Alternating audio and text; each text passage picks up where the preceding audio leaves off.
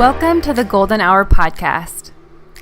We're sisters on a mission to help you discover your path to life-changing health. We may not have fancy titles behind our names, but don't let that fool you. We're serving up hardcore health bombs on this podcast.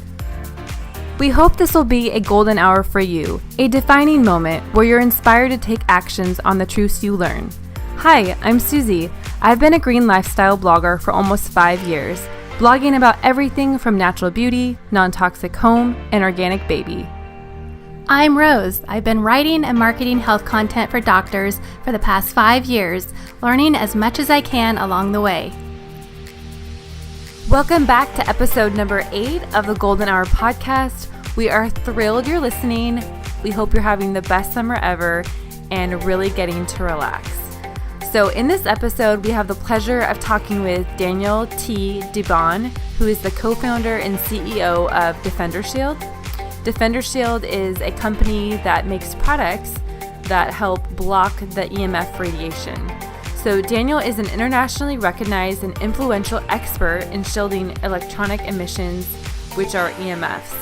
You guys, this episode was packed full of golden nuggets throughout, and we cannot wait to share it with you. We learned so much, and we know you will too. Let's dive in. Okay, today we have the pleasure of having on an EMF expert. We are so excited to have on Daniel DeBaun, and we just kind of want to hear all about his journey with EMFs and how it started for him. And then also, Daniel, if you could kind of go into how you got interested in EMFs in the first place and ended up writing a book and creating a company with EMF shielding products, just all of it. Yeah, okay, no problem at all. Well, thanks so much, Rose and Suzi, for inviting me today. I really am excited about chatting with this about the subject with your listening audience. So I'm excited. Yeah, so are we. We're excited to learn. There you go. So I can tell you how I got started. I'll tell you a tiny bit about me before I tell you the story. I used to run the technical laboratories for the Bell system in Bell Labs many, many years ago. I also was involved heavily with standards that were being created for the telecommunications industry. So I had a lot of background in this stuff many, many years ago. And so about 6 years ago or so, maybe 7, my sons were visiting me and my wife, and they had their laptops on their laps for hours. And my wife says, I want grandchildren. That can't be good for you. And of course, my wife's not a scientist or an engineer or any, but she had this intuition that can't be good. So I thought about it a second and I said, well, there are emissions coming off of the devices. In fact, I used to test for them. So I said, I wonder if this was harmful. And so I began investigating it. And at that time, there was a lot of evidence that there was potential harm from very close contact exposure from emissions from these devices and other devices. And so I said, well, okay, there must be some solutions.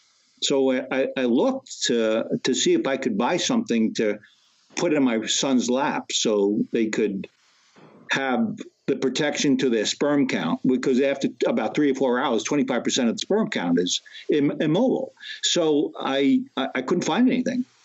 So I said, I'll build one. So I designed one, I patented it, and that was the start. I figured like maybe I'll make maybe 1,000 of these, and let's see what happens. Well, it turns out that was 10, 15, 20,000 of them ago, for the first product we ever created. But what I really found was the industry was immature. There was not enough understanding, even in the technical communities, about what it was that was being radiated and why it was hurting you. So that's actually how I got started. It was self-preservation for grandchildren. I love that. Yeah. And something, I mean, you kind of answered it, but if you want to elaborate anymore, something we ask all of our guests is what was your golden hour or defining moment in your health journey? So. Oh, actually, it's quite different than the electromagnetic radiation. It turns out about, 25 years ago or so, I got up to 230 pounds. And I'm only 5'11". And I said, this is not good. So I started investigating what I need to do to control my weight. And as a result of that, I began exercising critically with regimen. I started eating organically. I started eating non-GMO. And I really spent a lot of time trying to improve my body weight as well as my health. And so I dropped probably 20 pounds, 25 pounds. And ever since I've been doing that. What's interesting about that is that's when I started doing yoga. And of course, when I was growing up, no one did yoga. But I started doing yoga, and that's been sustaining me ever since. Wow. Yeah, a man doing yoga. Yeah. I wouldn't be caught And you can get stronger doing yoga. Yeah, I wouldn't be caught dead when I was young doing that, great. Right? Yet it was the best thing for the body. I got more flexible. I was feeling much better. I even preferred that over the running I used to do. It really became part of a part of my life, which I still do to this day. That's amazing. Yeah, so good. You kept it up and are healthier because of it. Yeah. Yeah. So, okay, as an EMF expert, we kind of want to know, and I'm sure our listeners, there's a lot of people who are kind of unaware of what EMFs are and just kind of where they come from. So can you explain that to us? Sure.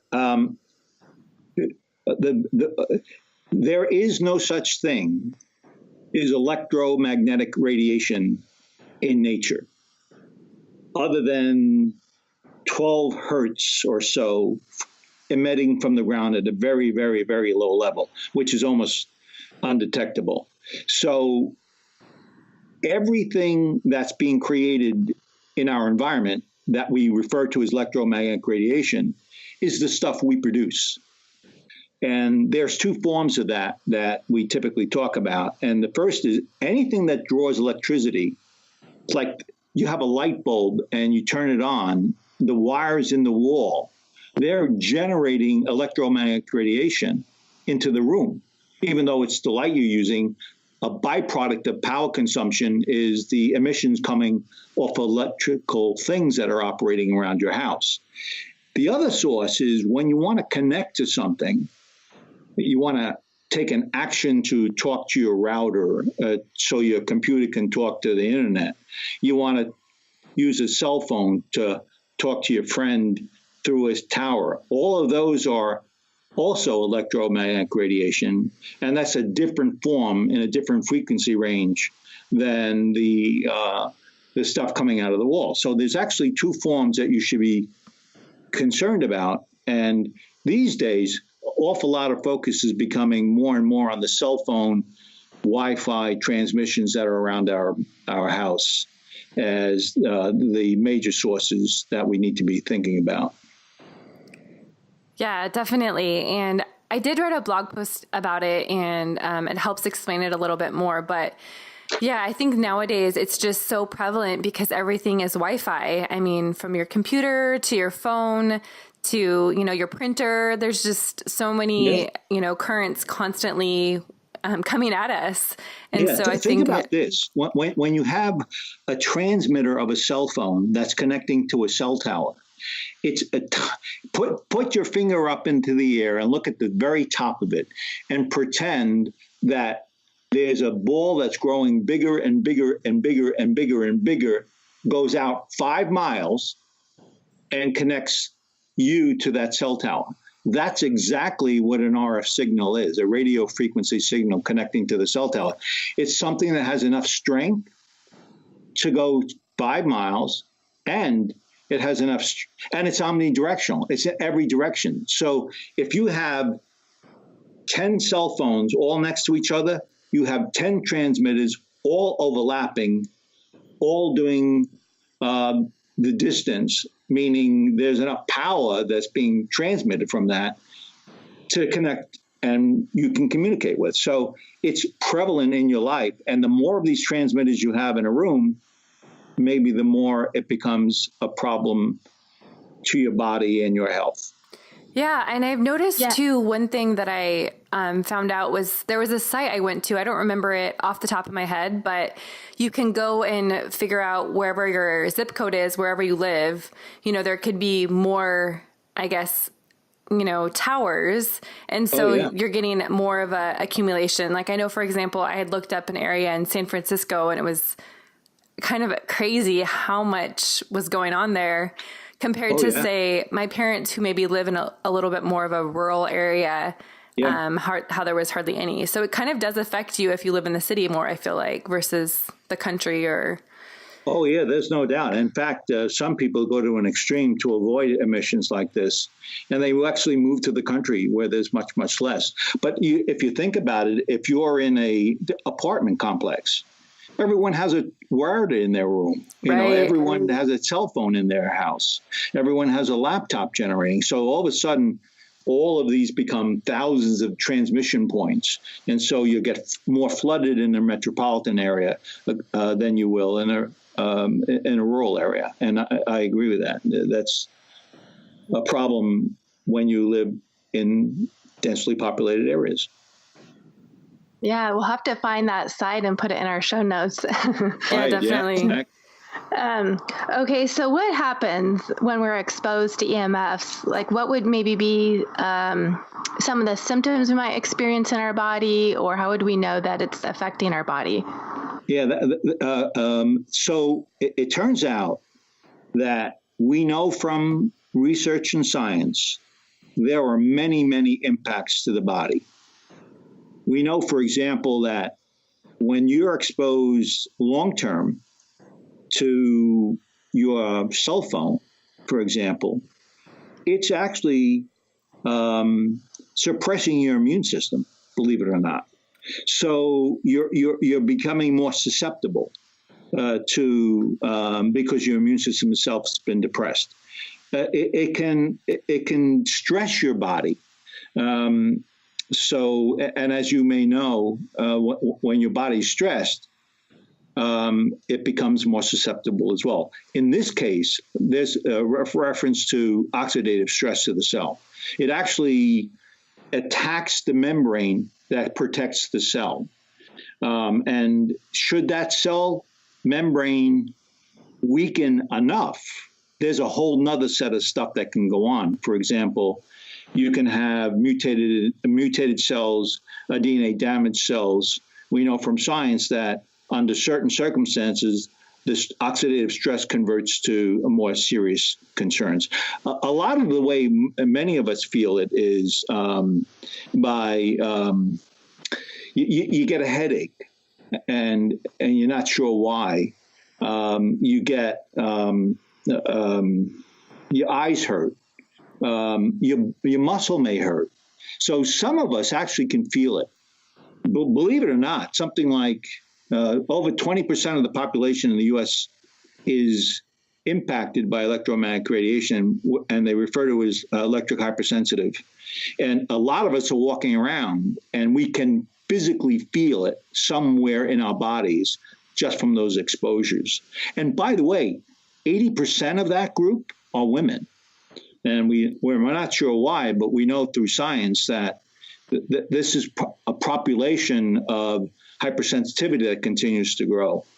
So there's the cell damage that occurs. The body reacts through the cells, but what's also happening to the body oftentimes is that it's interrupting processes that work. For example, my guess is you may have heard in the past where you can't sleep at night because you're exposed, because you have a transmitter next to your bed, and don't ever put a transmitter or a cell phone next to your bed. Well, what's happening there is it's actually screwing around with your melatonin, the creation of the melatonin. So you may have problems sleeping. And in general, if you really shouldn't have things within a room or your bedroom, because in fact, those processes can be impacted, and they're fairly sensitive and typically do impact your sleep for some of us in a serious way. Yeah. And even if you have like your phone on airplane mode, is it still impacting your body? Actually,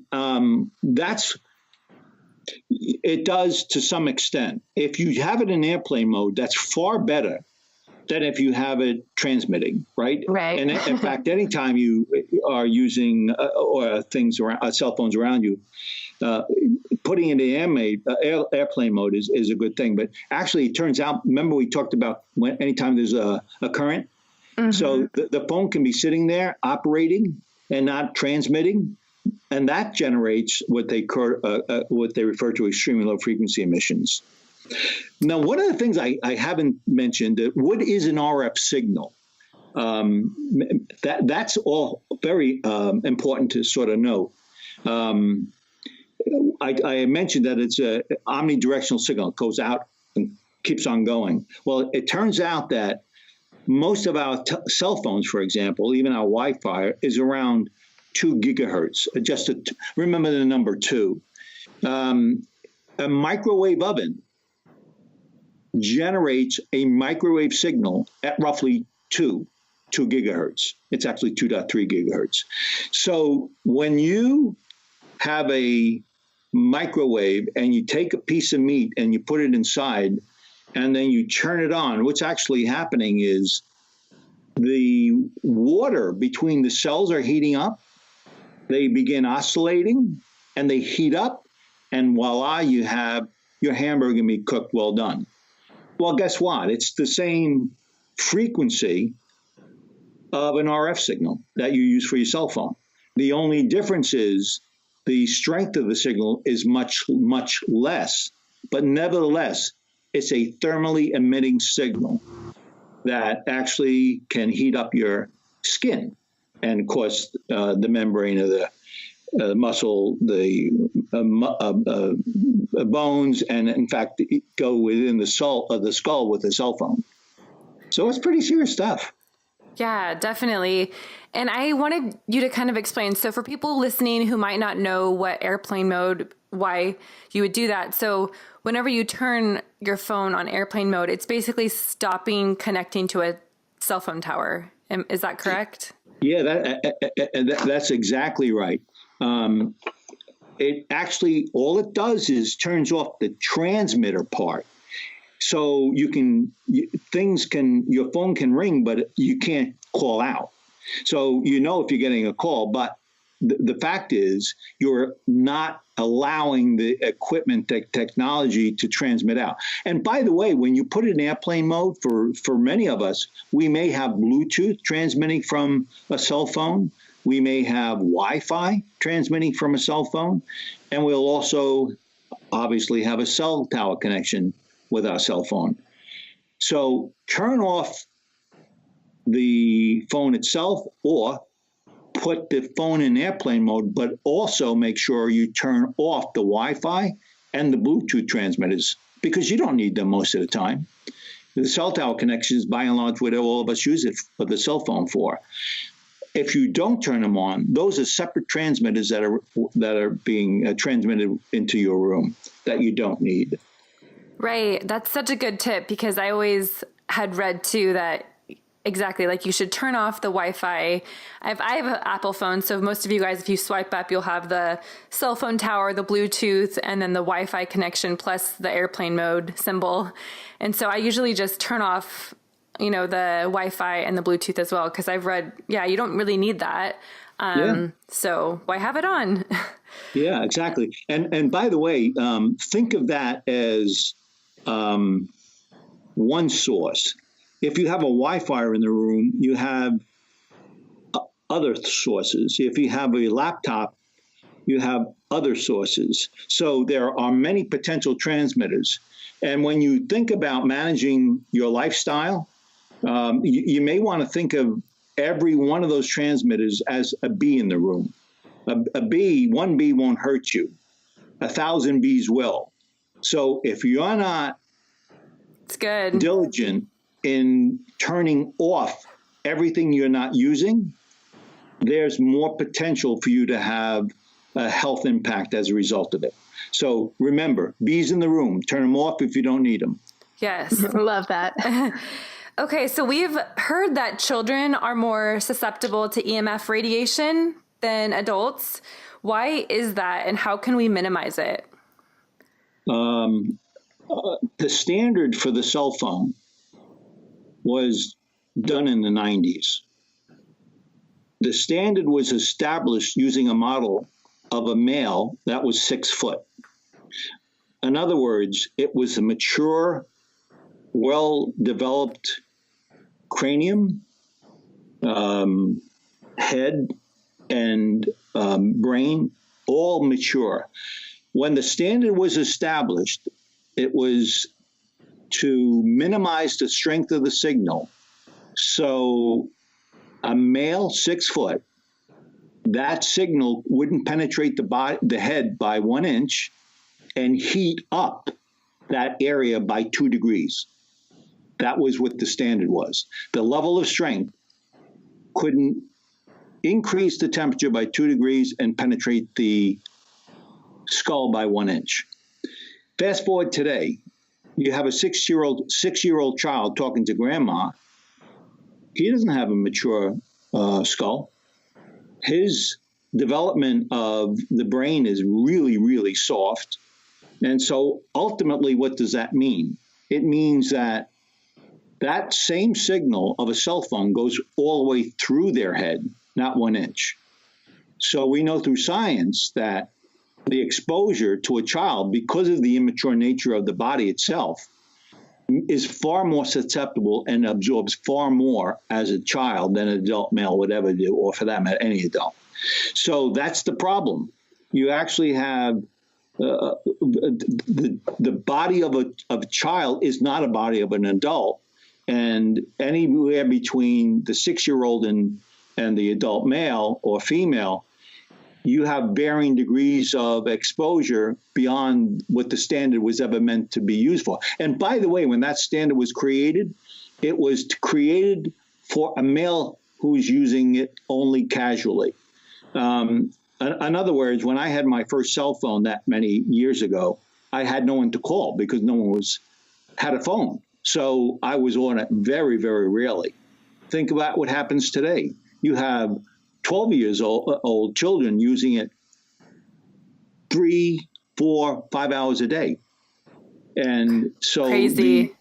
It's crazy that the exposures are so much more, and the use of these technologies was never anticipated in the standards. Yeah, and even in the classrooms today where they use Wi-Fi and use, tablets, I mean, it's like a requirement. And so how do you, I guess, avoid that? I mean, it's probably too early for studies to have been conducted on the effects of that. Yeah, actually, to give you an idea what the sort of the technical understanding of that is, but by the way, before I say that, remember I talked about bees in the room? Yes. Right. when you talk about that 1,000 bees in the room, the whole model of how it affects your body is fundamentally different. And now I'll tell you why. That cell phone standard is about 1.5 something. I'm not going to do the details. When you have all those bees in the room, it's 0.5. So the exposure is much more substantial than in a clean environment. And what's the impact to that? We don't know, because it hasn't been around 30 years in a classroom. But all indications are that exposures, particularly long-term exposures, are a danger to the body.